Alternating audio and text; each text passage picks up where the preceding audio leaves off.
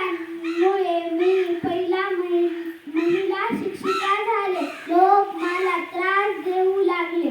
माझ्या शेवटने दगड मारणे, शिवाय शाप देणे हे मी रोज सहन केले. अशा प्रतिकूल परिस्थितीत सुद्धा मी डगमगले नाही.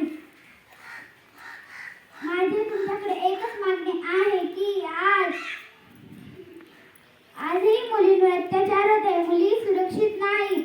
मुली आता शिक्षणापासून वंचित आहेत.